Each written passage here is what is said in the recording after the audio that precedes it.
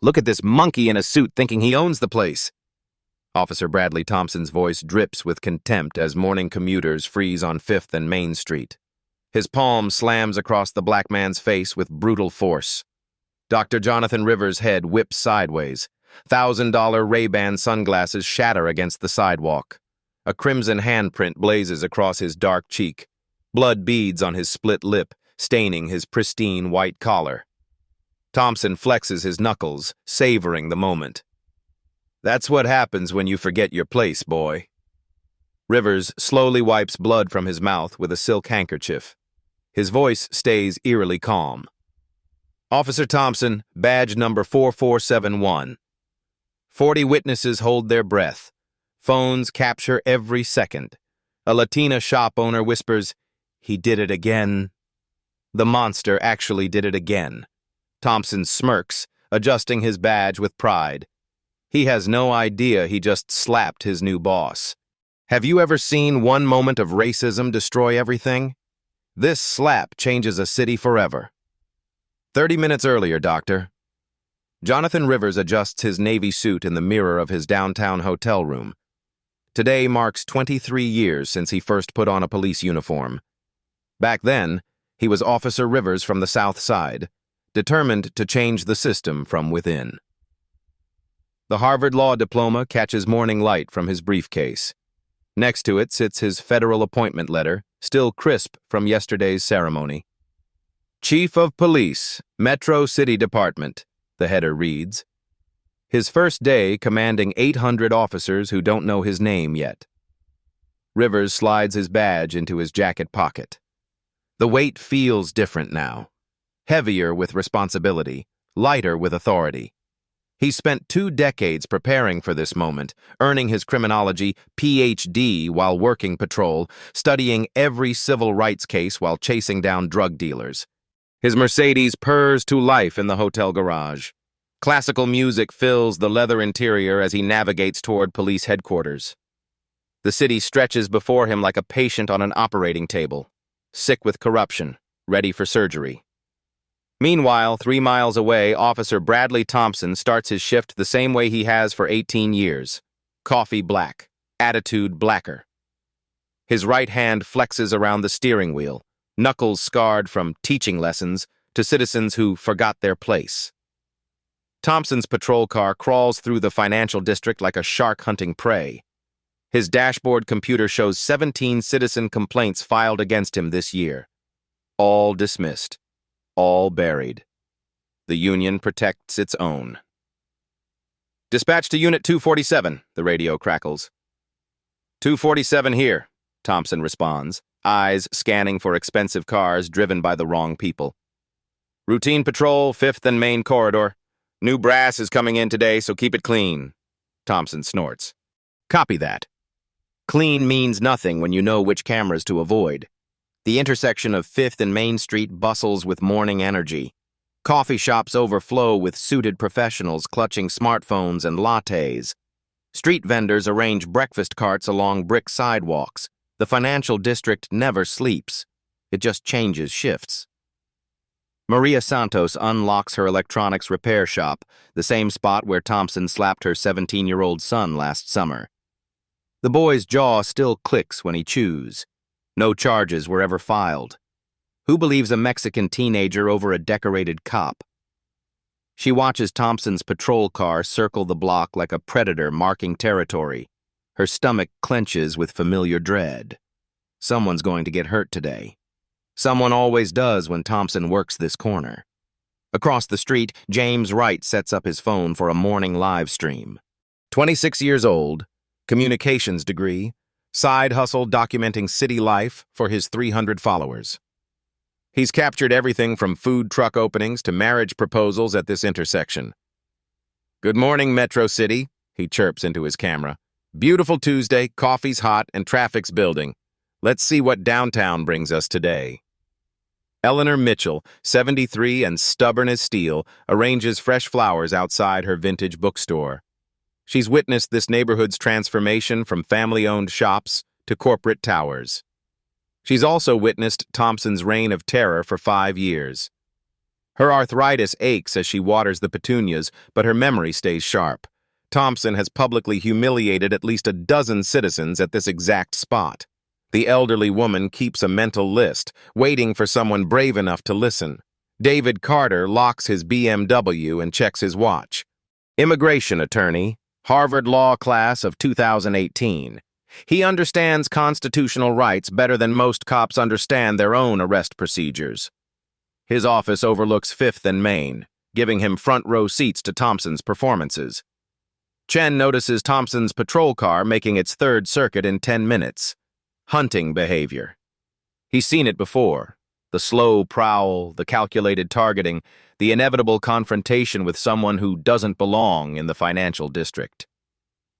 The morning sun climbs higher, casting sharp shadows between glass towers. Steam rises from manholes like city breath.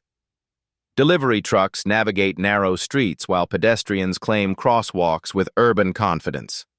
This corner has witnessed handshake deals worth millions, marriage proposals, business launches, and dreams coming true.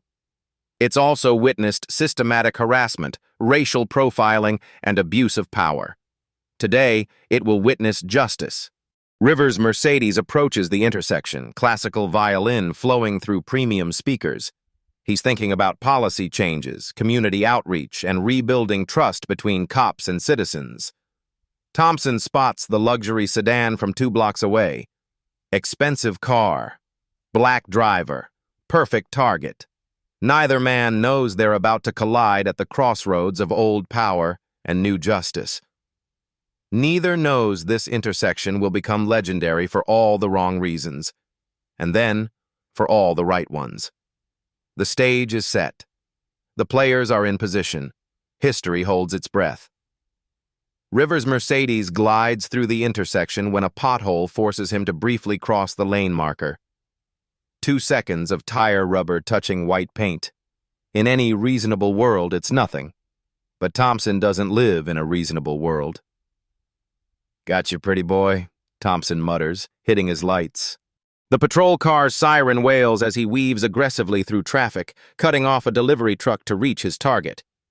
Rivers sees the flashing lights in his rearview mirror and sighs.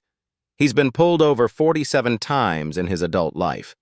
38 were for driving while black. 9 resulted in legitimate tickets. 0 resulted in apologies. He pulls into the high-visibility zone directly in front of Maria Santos's shop, knowing crowds provide both protection and witnesses. His hands move to the steering wheel's 10 and 2 position before Thompson even exits his vehicle. Thompson swagger walks toward the Mercedes like he owns the street. His right hand rests on his weapon despite the routine nature of the stop. A 20-year habit of intimidation through implied violence. "License and registration," Thompson barks before reaching the driver's window. "Good morning, officer," Rivers responds calmly, reaching slowly for his wallet. "May I ask the reason for the stop?" "You crossed the line back there." Reckless driving. Thompson's voice carries the tone of a man who's never been challenged. "Step out of the vehicle." Rivers knows his rights. He also knows challenging them here will escalate the situation beyond control. "Officer, I'd like to respectfully decline.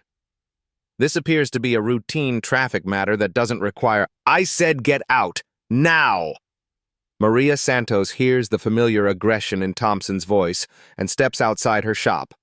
Her phone emerges automatically, muscle memory from too many encounters with this particular officer. "Here we go again," she whispers, starting to record. Rivers complies, moving deliberately slow to avoid any action Thompson might misconstrue as threatening. He's studied de-escalation techniques, knows the statistics on officer-involved shootings, and understands that pride comes second to survival. Thompson positions Rivers against the storefront wall, hands spread wide, legs apart, the pose of submission. The pose of humiliation. The pose is designed to remind everyone watching who holds the power. "This is a nice car for someone like you," Thompson says, loud enough for gathering pedestrians to hear. "Where'd you get the money? Drug dealing? Pimping? The crowd grows. Morning commuters slow their pace, sensing drama. James Wright notices the commotion and redirects his live stream camera toward the unfolding scene. "Traffic stops happening at 5th and Main," he narrates to his growing audience. "Looks like Officer Thompson again. Y'all remember him from my previous streams." Rivers keeps his voice level despite the public degradation. "Officer, I'm fully complying with your instructions. I'm a licensed attorney driving to work. Is there a specific violation you'd like to discuss?" "Lawyer, huh?" Thompson's tone sharpens with familiar contempt. "You people always think you're so smart, think you know the law better than those who enforce it." Eleanor Mitchell emerges from her bookstore, clutching her phone with arthritic fingers. She's called the police department 17 times about Thompson's behavior. 17 times they've assured her the matter would be looked into. 17 times nothing changed. Today feels different. "Dispatch, this is Unit 247, Thompson radios, deliberately speaking loud enough for witnesses. "I've got a suspicious vehicle, an expensive sedan, and the driver claims to be an attorney but acting nervous, requesting permission to search. Unit 247, do you have probable cause for search?" The dispatcher responds. Thompson's jaw tightens. Protocol requires actual justification, not hunches based on skin color and car value. The driver appears impaired. "I'm detecting possible narcotics odor." Rivers keeps his hands visible and voice steady. "Officer Thompson, I clearly state that I do not consent to any search of my vehicle. I am not impaired and there are no illegal substances present." "That's what they all say," Thompson sneers, approaching the Mercedes. "Let's see what secrets you're hiding, counselor." David Carter watches from his office window, already composing mental notes for the civil rights violation he's witnessing. His phone records through the glass as Thompson begins his illegal search. The officer deliberately empties Rivers' briefcase onto the sidewalk. Legal documents scatter across concrete. A Harvard law diploma flutters in the morning breeze. Federal credentials mix with case files and appointment letters. Thompson kicks through the papers dismissively. "Look at all this fancy paperwork. Trying to impress people with your degrees?" Maria Santos zooms her camera on the scattered documents, catching glimpses of official seals and federal letterheads. Something important is happening here, something bigger than another routine harassment. "Sir," Rivers says carefully, "those are confidential legal documents. Some contain federal classifications that require—" "Shut up," Thompson snaps. "I'll decide what's confidential." The crowd swells to over 30 people. Office workers on coffee breaks, shop owners drawn by the commotion, pedestrians who recognize the now familiar sight of Thompson exercising his authority. James Wright's live stream audience has grown to 800 viewers. Comments flood in. "Not again. Someone stop this cop. Why doesn't anyone do something?" Thompson grows frustrated finding nothing illegal in the vehicle. No drugs, no weapons, no contraband to justify his harassment. Just the possessions of a successful professional who committed the crime of driving while black. "You think you're better than everyone else," Thompson continues, his voice rising with each word. "Driving around in your fancy car, wearing your expensive suit, acting like you own this neighborhood." Rivers retrieves his scattered documents while maintaining eye contact with Thompson. 20 years of police experience taught him to read officers' emotional states. Thompson is escalating toward violence. The signs are unmistakable. "Officer Thompson, badge number 4471, Rivers says calmly, ensuring the recording devices capture every word. "I am complying with all lawful orders. I have provided identification and vehicle registration. Is there anything else you require for this traffic stop?" The badge number hits Thompson like ice water. Citizens don't usually memorize cop details unless they plan to file complaints. Professional troublemakers, activists, people who make his life difficult. "Don't you dare try to intimidate me," Thompson snarls, stepping closer. "I've been doing this job since before you learned to tie your shoes, boy." The racial slur hangs in the air like poison gas. Eleanor Mitchell gasps audibly. Maria Santos shakes her head in disgust. David Carter adjusts his recording angle to capture Thompson's face clearly. Rivers stands perfectly still, documents in hand, watching Thompson's right hand clench and unclench. The officer's breathing has changed. His pupils are dilated. His weight shifts forward onto his toes. Violence is coming. "I said, don't try to intimidate me with your lawyer talk and badge numbers," Thompson repeats, his voice now carrying the edge of a man who's lost control. Rivers speaks directly to the cameras he knows are recording. Officer Thompson is conducting what appears to be an unlawful search based on racial profiling. I am unarmed, compliant, and respectfully requesting supervisor assistance. That's when Thompson's hand swings. The slap echoes across 5th and Main Street like a gunshot. The handprint blooms across Rivers' cheek like spilled wine on white marble. Perfect ridges of Thompson's palm and fingers mark dark skin with crimson precision. Blood seeps from Rivers' split lip, staining his silk tie with drops that will become evidence in federal court. Thompson steps back, flexing his fingers with obvious satisfaction. 20 years of teaching lessons has perfected his technique, just hard enough to humiliate, not quite hard enough to leave permanent damage. The mathematics of plausible deniability. "That's what happens when you don't show proper respect," Thompson announces to his captive audience, his voice carrying the tone of a man dispensing wisdom. "Maybe next time you'll remember your place." Rivers remains motionless against the brick wall, his expensive sunglasses now scattered in 3 pieces across the sidewalk. A thin line of blood traces from his lip to his collar. His breathing stays controlled, measured, professional.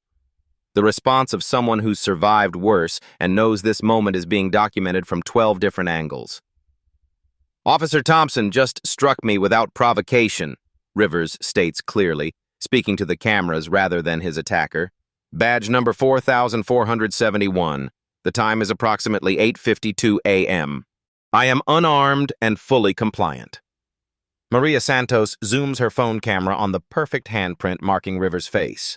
Her own son bore similar evidence last summer, 5 finger marks that lasted 3 weeks and a split lip that required stitches. She's waited 8 months for this moment of reckoning. "Got it all on video," she calls out, her voice carrying across the intersection. "Every second of it. The whole thing." Thompson spins toward her with predatory focus. "Ma'am, I need you to step back and stop interfering with police business. Recording officers can be considered obstruction of justice." "Actually, it can't," David Carter calls down from his office window, his lawyer's voice cutting through Thompson's bluff. "Recording police in public is protected by the First Amendment. Keep filming, everyone." James Wright's live stream explodes with activity. 2,000 viewers have become 5,000. The chat moves too fast to read, a digital river of outrage, disbelief, and demands for justice. Screenshots flood social media platforms faster than moderators can track them. "Y'all are witnessing police brutality in real time," James narrates, his voice tight with adrenaline. "Officer just slapped this man for no reason, for literally no reason except asking questions about his rights." Thompson's radio crackles with dispatch traffic, but his focus remains fixed on damage control. Too many witnesses, too many cameras, too many variables spiraling beyond his control. The familiar sick feeling of a situation going sideways settles in his stomach. "Everyone needs to disperse," Thompson commands, his authority voice now tinged with desperation. "This is an active police investigation. You're all interfering with official business." Eleanor Mitchell laughs, actually laughs, a sound like breaking glass in the morning air. "Official business? Is that what you call assault these days? I've seen you do this before, Officer Thompson. Too many times." The crowd refuses to budge. If anything, more people arrive as word spreads through the financial district's invisible network of coffee shops, office buildings, and street vendors. Construction workers abandon their lunch break. Bank employees peer through glass doors. Even tourists stop to watch the drama unfold. Thompson realizes his tactical error. The slap was supposed to end the confrontation, establish dominance, send the message, scatter the witnesses. Instead, it's transformed a routine harassment into a public spectacle with dozens of participants and thousands of online viewers.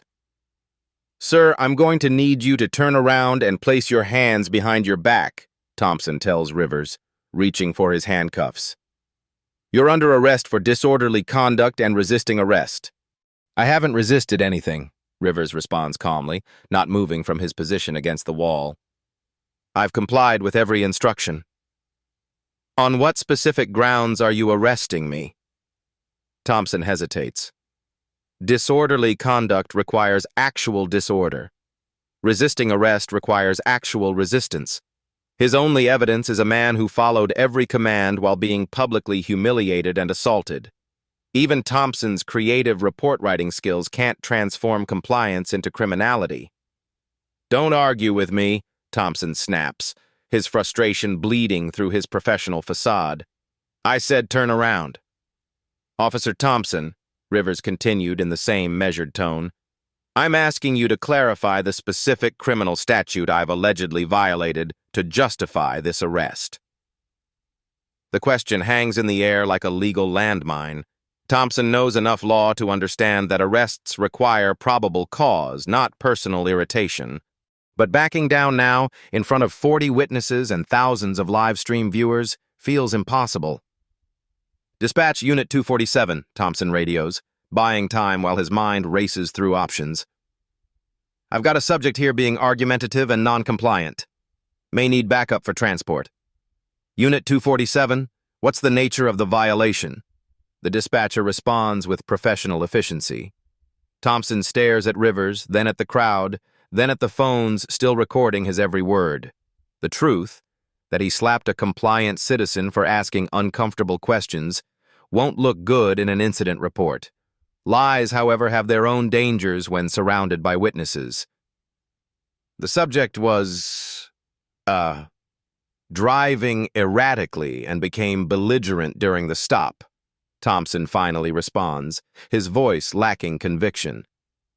"I have video of the entire interaction," Maria Santos calls out loud enough for the radio to pick up. "He's lying." The man never raised his voice or moved aggressively. Thompson's face reddens with embarrassment and rage. His authority is being challenged publicly by people who should be afraid of him. The natural order of power and submission is inverting before his eyes. "Ma'am, final warning about interference," Thompson threatens, his hand moving toward his pepper spray. "I will arrest you for obstruction if you don't stop disrupting this investigation." "What investigation?" Eleanor Mitchell demands, stepping closer despite her age and Thompson's obvious agitation. "You stopped a man for crossing a line, found nothing illegal, assaulted him on camera, and now you're threatening to arrest him for asking questions. What exactly are you investigating?" The logic cuts through Thompson's bluster like a scalpel through skin. He's painted himself into a corner with no exit strategy except escalation or retreat. 20 years of unopposed authority never prepared him for organized resistance from empowered witnesses. Rivers wipes blood from his lip with a silk handkerchief, the motion deliberate and visible to every recording device. "Officer Thompson, I notice your body camera doesn't appear to be activated. Department policy requires activation during all citizen contacts." Thompson's hand involuntarily moves to his chest where the camera sits dormant. Another violation. Another piece of evidence that this stop was personal rather than professional. Another nail in the coffin of his career. "Technical malfunction," Thompson lies, though everyone present can see the device's inactive status light. "Convenient malfunction," David Carter observes from his window, his attorney's voice carrying the weight of future courtroom testimony, especially during an incident involving excessive force. James Wright's live stream audience has reached 8,000 viewers. Comments flood in from across the city. People recognizing Thompson from previous videos, sharing their own stories of harassment, demanding accountability from city officials who've ignored complaints for years. The momentum is shifting visibly. Thompson can feel it like a physical force, the ground moving beneath his feet, the walls closing in around his authority. What started as routine intimidation has become a public trial with himself as the defendant. Rivers continues speaking in measured tones, each word carefully chosen for maximum legal precision. I'd like to formally request a supervisor's presence at this scene. Officer Thompson has used physical force against a compliant citizen, conducted an unlawful search, and is now threatening arrest without probable cause. You don't get to request anything, Thompson snarls, his professional mask finally slipping completely. I'm in charge here. I will decide what happens next. But even as he says the words, Thompson knows they're not true anymore. The crowd has grown beyond his ability to control. The cameras have captured evidence beyond his ability to deny. The situation has evolved beyond his ability to manage. Maria Santos raises her phone higher, ensuring perfect video quality. The whole world is watching now, Officer Thompson. What are you going to do next? Thompson stares at Rivers, at the handprint on his face, at the blood on his collar, at the calm dignity that no amount of humiliation seems able to break. Something about this man feels different, dangerous, like he's been waiting for this exact moment. Turn around and put your hands behind your back, Thompson repeats. But his voice lacks the conviction of earlier commands. Final warning. Rivers slowly reaches into his jacket pocket, moving with deliberate transparency to avoid any perception of threat. Officer Thompson, before you proceed with this arrest, there's something you should know about who you just slapped. His hand emerges holding a leather credential case that catches the morning sunlight like a promise of justice finally arriving. Thompson's world is about to end, and he doesn't even know it yet. Rivers opens the leather credential case with surgical precision. The morning sun catches the gold shield inside, casting reflections that dance across the brick wall where moments ago he stood humiliated and bleeding. Dr. Jonathan Rivers, Chief of Police, Metro City Department, he announces, his voice carrying across the intersection with quiet authority that makes 40 witnesses hold their breath. Thompson's face drains of color like water from a broken dam.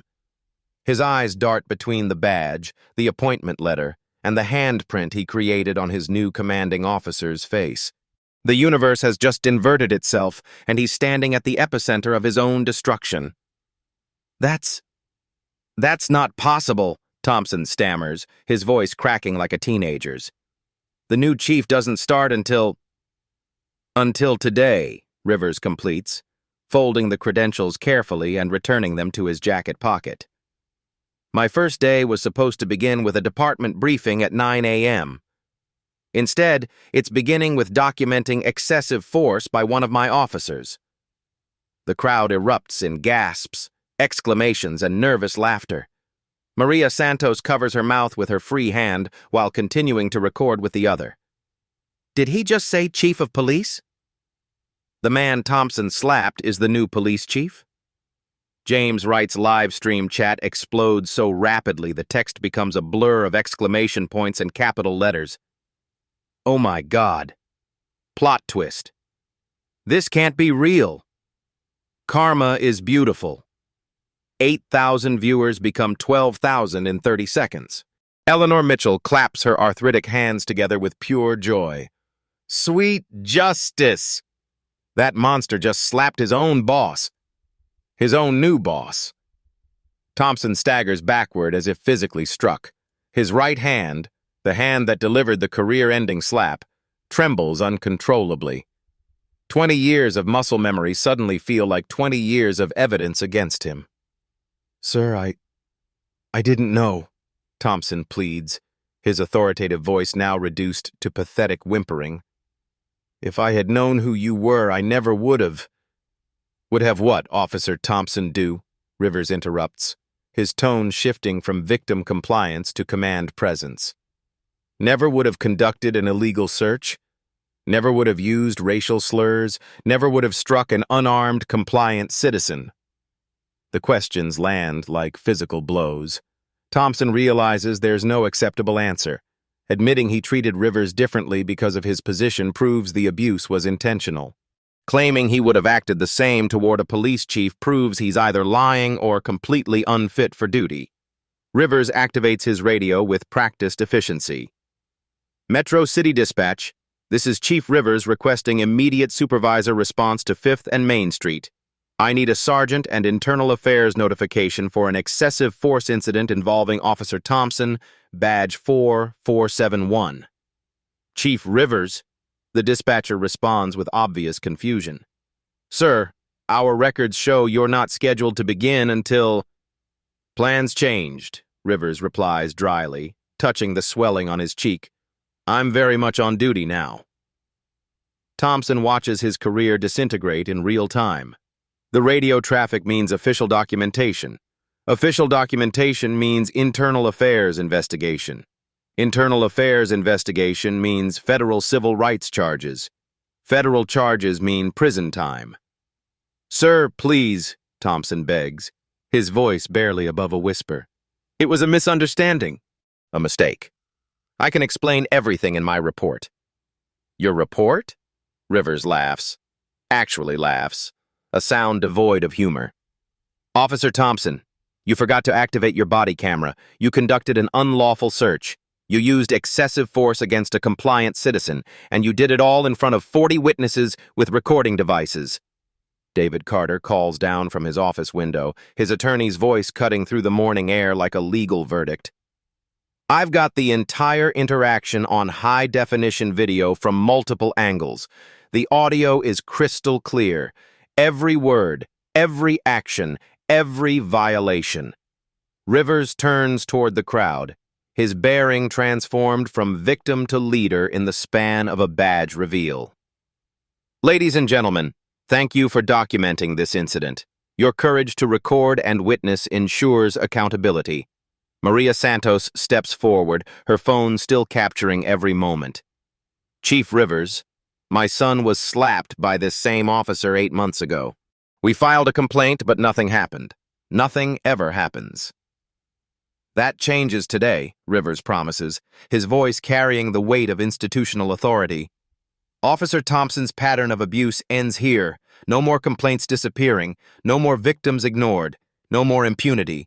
Thompson's legs feel weak as reality settles over him like a burial shroud. He's not just losing his job, he's becoming a symbol, the poster child for police misconduct, the cautionary tale that will be taught in academies across the country. Chief, what do you want me to do? Thompson asks desperately, grasping for any lifeline in the ocean of his ruined future. You want to know what you should do? Rivers responds, positioning himself so the cameras capture both his swollen face and Thompson's terrified expression. You should have remembered that police officers serve all citizens equally, regardless of their race, their car, or their perceived social status. Sergeant Martinez's patrol car arrives with lights flashing, adding to the circus atmosphere that 5th and Main Street has become. Martinez emerges and immediately recognizes Rivers from the department photos distributed yesterday. Chief Rivers, Martinez says, saluting reflexively before taking in the scene, the handprint on Rivers' face, the scattered documents, the crowd of witnesses, the obvious tension radiating from Thompson. Sergeant Martinez, Rivers acknowledges professionally. Officer Thompson has just provided an excellent example of what will no longer be tolerated under my command. I need him removed from this scene and placed on immediate administrative leave pending investigation. Thompson unbuckles his duty belt with shaking hands. The weight of his weapon, his badge, his authority, everything that defined his identity for 18 years falls away like shed skin. Sir, Thompson tries one final plea. I've been a good cop for 18 years. This was just one mistake. One bad moment. Rivers looks at Thompson with something approaching pity. Officer Thompson, this wasn't one bad moment. This was one moment when your bad character finally got recorded. As Martinez escorts Thompson toward the patrol car, Rivers stands in the exact spot where minutes ago he was humiliated and assaulted. The same brick wall, the same sidewalk, the same intersection, but everything has changed. The slapped man has become the chief. The victim has become the judge. Justice hasn't just been served, it's been live-streamed to 12,000 witnesses and counting. Thompson's career is over. Rivers has just begun. Sergeant Martinez's hands shake as he photographs the perfect handprint blazing across Rivers' cheek. Each ridge and whorl of Thompson's palm stands out like a criminal's fingerprint pressed in flesh instead of ink. The evidence is so clear, so undeniable, that Martinez knows this will be studied in police academies for decades. "Chief, I need to document these injuries for the official report," Martinez says, his voice tight with professional embarrassment. This should have never happened. Thompson has been problematic for years. Rivers touches his swollen lip gingerly, feeling the dried blood crack under gentle pressure. Problematic?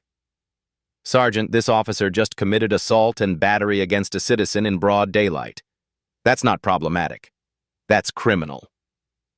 Thompson sits handcuffed in the back of Martinez's patrol car, staring through bulletproof glass at the crowd that witnessed his downfall.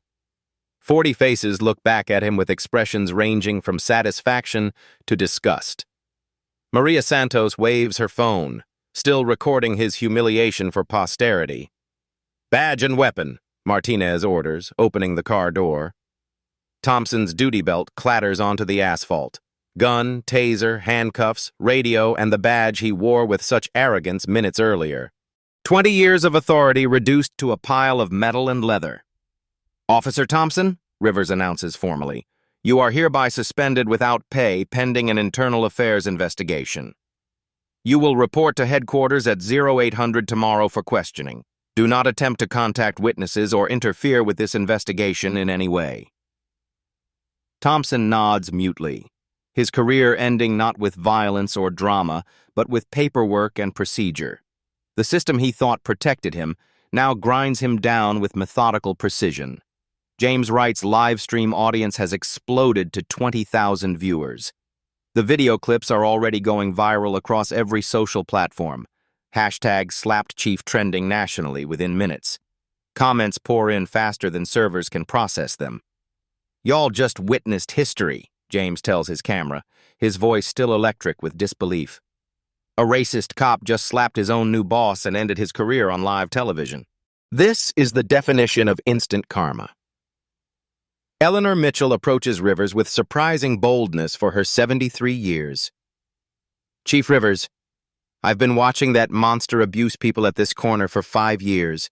5 years of complaints ignored by your department. Will this time be different?" Rivers looks into her eyes, watery blue but sharp with intelligence and pain.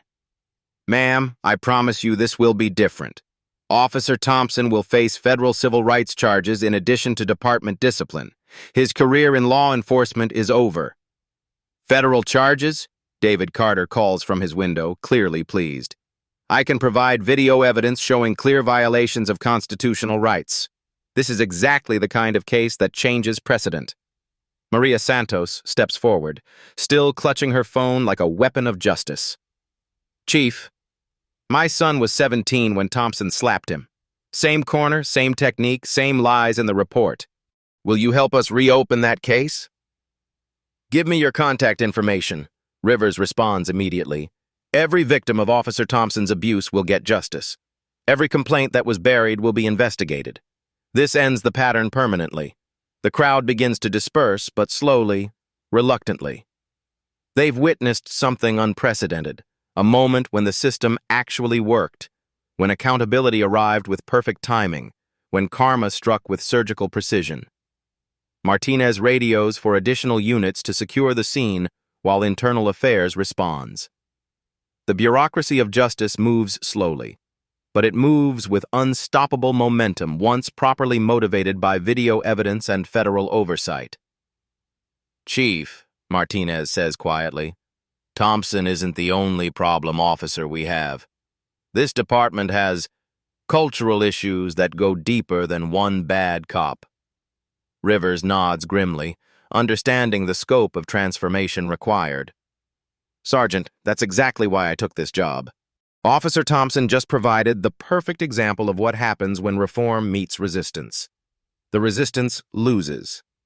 Thompson's patrol car pulls away from 5th and Main Street, carrying its disgraced passenger toward booking and processing. The crowd watches it disappear around the corner, taking with it 18 years of unchecked abuse and racial intimidation. Rivers retrieves his scattered credentials from the sidewalk, brushing concrete dust from his federal appointment letter. The documents that Thompson kicked and dismissed now represent the authority to transform an entire department.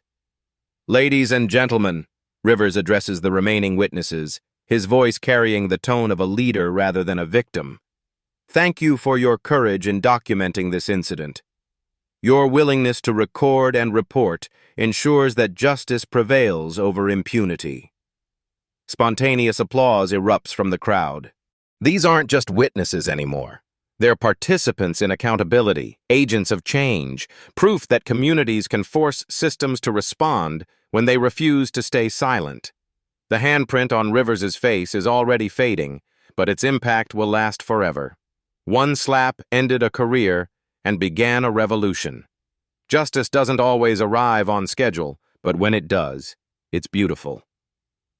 3 weeks after the slap heard around the world, FBI Special Agent Sarah Carter spreads 18 manila folders across the conference table in Rivers' office. Each folder represents a victim of Officer Thompson's 18-year reign of terror. Each folder contains evidence that was previously buried, ignored, or dismissed. "Chief Rivers, we've identified 23 separate incidents of excessive force involving Thompson," Agent Carter reports, her voice clinical but tinged with disgust. 17 involved black citizens, 4 Hispanic, 2 Asian. The pattern is unmistakable. Rivers opens the first folder to find photos that mirror his own experience. Handprints on dark faces, split lips, broken glasses, torn clothing. But unlike his case, these victims had no federal credentials to protect them. No live streams to document their abuse. No justice until now. Maria Santos's son isn't the only teenager Thompson targeted, Agent Carter continues. We found 6 minors among his victims. The youngest was 14. The weight of systemic failure settles on Rivers' shoulders like lead. His slap was just the final note in a symphony of abuse that the department allowed to play for nearly 2 decades. Downtown, Thompson sits in federal custody at the Metropolitan Detention Center, sharing a cell with drug dealers and gang members, the same populations he spent years harassing and brutalizing. The irony isn't lost on anyone, especially Thompson, who hasn't slept through a full night since his arrest. His lawyer, public defender Jessica Martinez, reviews the evidence with growing horror. "Bradley, they have everything.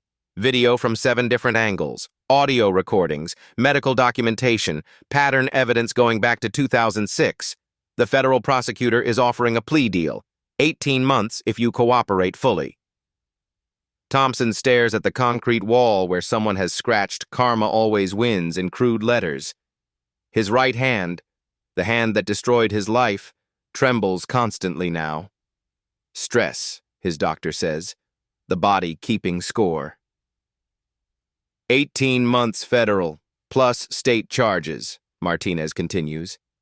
And Bradley, there's more. 7 civil lawsuits filed yesterday.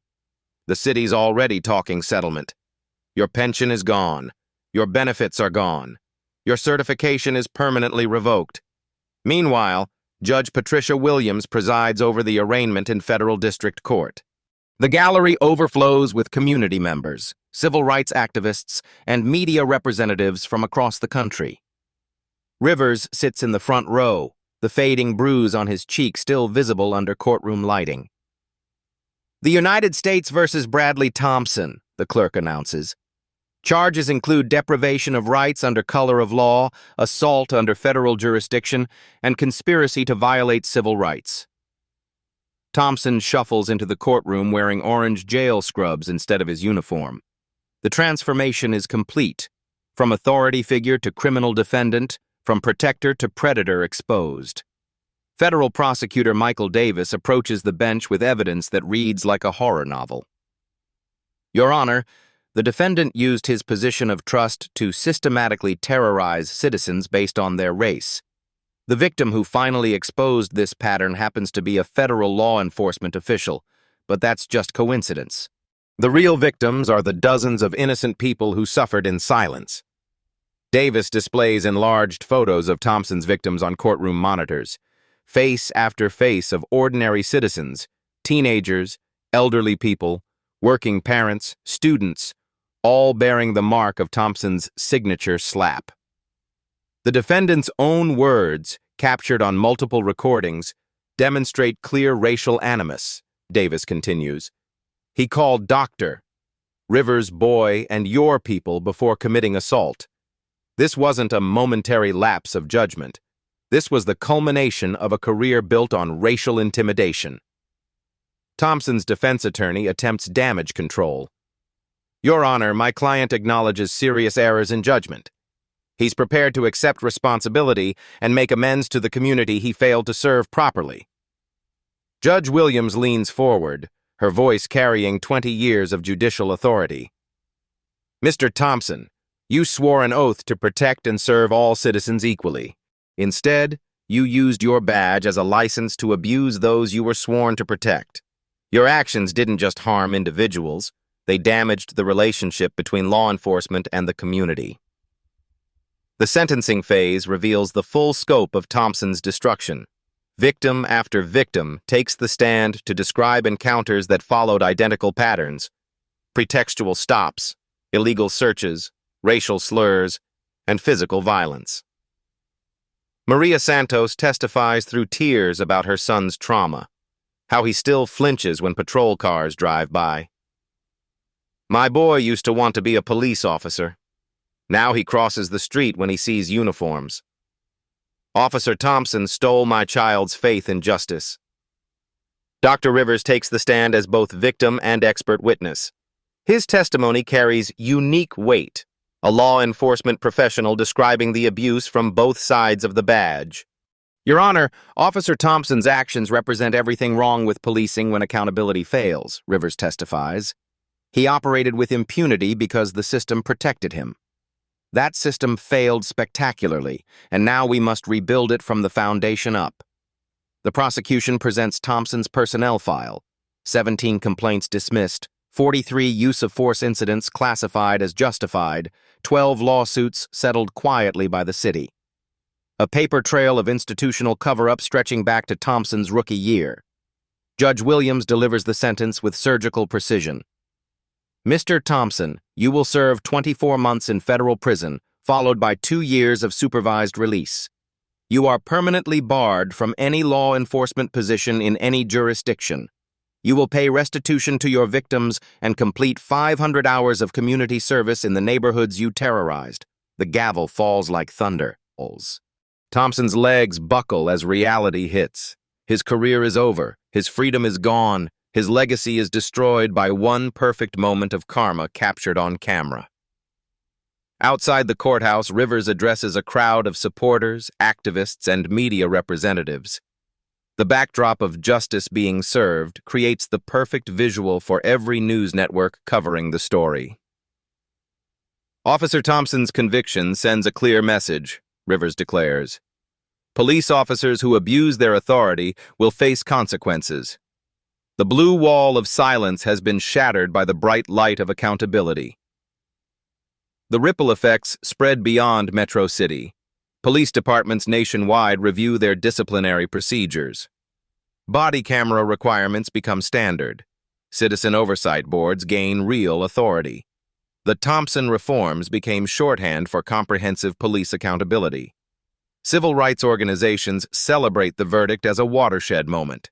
The footage of Thompson's slap becomes required viewing in police academies, not as training in tactics, but as a cautionary tale about the price of prejudice. 3 months later, the Thompson Civil Rights Fund distributed $2.3 million in settlements to his victims. Maria Santos uses her portion to establish a scholarship program for young people pursuing careers in criminal justice reform. Thompson himself serves his sentence in federal minimum security prison, where he spends his days cleaning bathrooms, and his nights writing letters of apology that few recipients bother to read. The hand that once dispensed casual violence now scrubs toilets. The voice that once commanded fear now begs for forgiveness. The badge that once provided immunity now provides only infamy. Justice served cold tastes sweeter than revenge served hot. But the real victory isn't Thompson's fall. It's the system that finally caught him. 6 months after the slap that changed everything, Rivers stands at the exact spot where Officer Thompson destroyed his own career. The morning sun streams through the same glass windows, but everything else has transformed beyond recognition. A bronze plaque now marks the sidewalk where Rivers's sunglasses shattered. Community Accountability Memorial, where justice began. Fresh flowers appear daily, left by citizens who understand they witnessed history in the making. Maria Santos emerges from her electronics shop, no longer flinching when police cruisers patrol the neighborhood. Her son Miguel walks beside her, wearing a future police chief t-shirt and carrying college applications for criminal justice programs. "Chief Rivers," Maria calls warmly, approaching with genuine smiles instead of fearful recognition. "Miguel wanted to thank you again for the scholarship recommendation letter."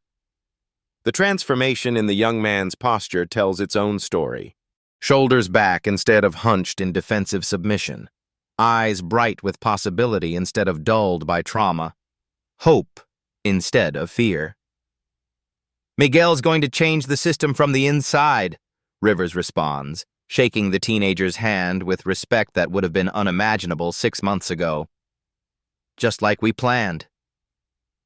James Wright approaches with his ever-present camera, but now he's filming a documentary about police reform rather than live-streaming police brutality. His follower count has grown to 50,000 people hungry for stories of accountability and positive change. "Chief, can you give us an update on the department transformation?" James asks, his voice carrying the authority of a legitimate journalist rather than a desperate witness. Rivers gestures toward the intersection where his professional life nearly ended and ultimately began. "James, this corner used to represent fear for too many citizens. Now it represents hope. Officer Thompson's actions were terrible, but they became the catalyst for comprehensive reform." Eleanor Mitchell, now 74 and serving on the newly created Civilian Oversight Board, joins the growing circle. Her arthritis hasn't improved, but her spirit soars with vindication earned through decades of patient advocacy. "Chief Rivers, we just approved the final recommendations from the Thompson Commission," she reports with obvious satisfaction. "Every officer will complete 40 hours of bias training annually. Every complaint will be investigated by independent auditors. Every use of force will be reviewed by civilian experts. The numbers tell the story of systemic change. Citizen complaints down 60%. Community policing initiatives up 200%. Officer misconduct cases resolved within 30 days instead of disappearing into bureaucratic black holes." David Carter approaches from his law office, carrying a briefcase full of success stories instead of civil rights violations. His practice has shifted from defending victims of police abuse to training officers in constitutional law. "Chief, I just finished training 47, Carter reports with obvious pride. "Your officers are asking smart questions about proper procedures instead of looking for loopholes to exploit." The cultural shift is remarkable. Rivers pulls out his phone to show the group a video message from an unexpected source. Officer Thompson's face appears on screen, gaunt and humbled by federal incarceration, recording from the prison library. "I want to apologize again to everyone I hurt." Thompson's voice lacks its former arrogance. "Chief Rivers, you could have destroyed me completely, but instead you used my failure to build something better. That's real leadership. That's the kind of cop I should have been." The group watches in contemplative silence. Justice sometimes includes redemption, even for those who seemed beyond saving. Rivers addresses the small gathering, but his words carry to the thousands who will watch James Wright's documentation. That slap woke up a community, but communities did the real work. You recorded when it mattered. You testified when it was difficult. You demanded change when it was uncomfortable. Maria Santos nods toward the memorial plaque. My son asked me something yesterday. He said, Mama, what if that police chief never got slapped? What if Officer Thompson just kept hurting people? I told him that's exactly why we can never stop watching, never stop recording, never stop demanding better. The truth resonates like church bells across the intersection. Change requires constant vigilance, perpetual courage, and communities willing to transform witnessing into action. Rivers looks directly into James Wright's camera, speaking to an audience that extends far beyond Metro City. This story shows us that change is possible when citizens refuse to accept the unacceptable. When you witness injustice, document it. When you see abuse of power, report it. When you have opportunities to vote for accountability, take them. He pauses, touching the spot where Thompson's handprint once blazed like evidence of systemic failure. Share this story if you believe in consequences for those who abuse their authority. Comment below. What would you have done in this situation? How can we support leaders who choose community over cover-up? The memorial plaque catches afternoon sunlight, its bronze surface reflecting the faces of citizens who refused to stay silent when silence enabled abuse. Subscribe for more stories of courage defeating corruption, Rivers continues. Hit that notification bell, because accountability shouldn't be optional. His final words carry the weight of transformation earned through pain, but delivered with hope. Here's what I want you to remember. How many Officer Thompsons are still out there, thinking their abuse goes unnoticed? How many communities are waiting for someone brave enough to record, report, and demand change? Rivers gestures toward the bustling intersection where fear once reigned and hope now flourishes. The next Chief Rivers might be in your neighborhood. The next moment of injustice might unfold in front of you. Will you be ready to turn someone's worst moment into the beginning of justice? The camera captures his final smile, not victorious, but determined.